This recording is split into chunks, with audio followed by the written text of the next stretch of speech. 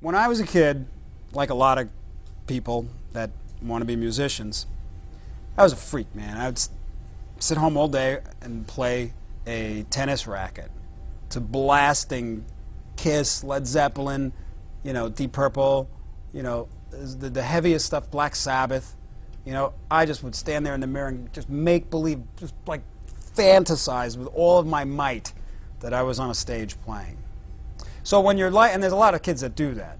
So Carvin used to have these catalogs, and I guess they were smart enough and generous enough to send them out if you mailed in and they requested them. I was living in New York. I was 12 years old, and I got these catalogs, and I opened them up, and you just see these giant stacks on these beautiful like lawns, and I just look at them, and they give you this feeling, you know. It's like, you know, you look at these amps, and it's just like every day is Christmas, you know, just looking at them. And so I always had this, you know, Carvin always had this mystique to me. And when I moved out to California and I started working with Frank, I never had any money, and I would always just fantasize about having a stack. You know, that was like the holy grail, having a stack. Ooh, you know. Carvin gave me a stack.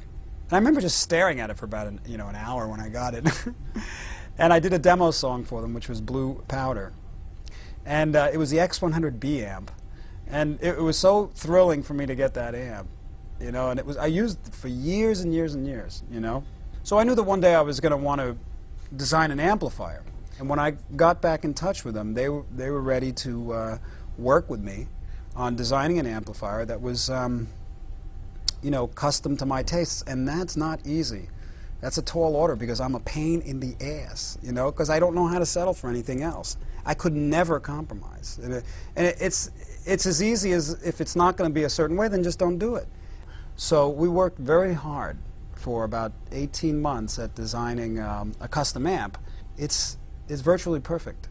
It's the kind of amp that, you know, when I started playing it, I just didn't want to ever stop. You know, I just wanted to keep playing and playing because it was just very responsive. You know, I could turn things down and it would clean up, and it's simple. It's very simple.